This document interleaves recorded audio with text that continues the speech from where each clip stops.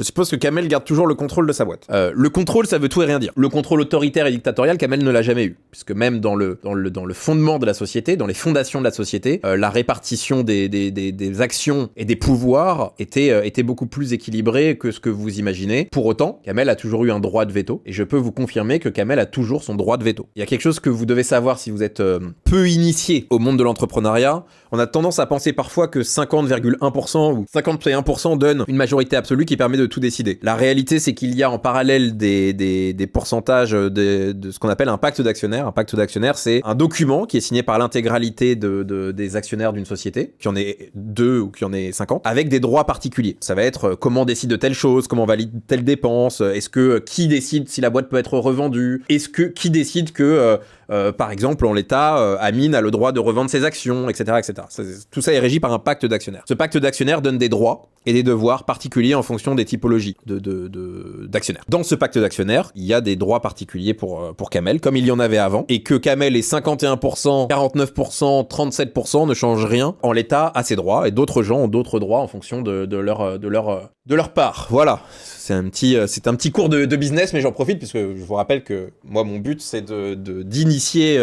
les gens et d'être transparent sur les sujets, on va dire, plus ou moins business. Il me semble qu'un pacte d'actionnaire n'est pas obligatoire. Non, un pacte d'actionnaire n'est pas obligatoire. Ce qui se passe dans ce cas-là, c'est les statuts qui régissent. Dans le cadre de la Carmine, il y a un pacte d'actionnaire, rassurez-vous.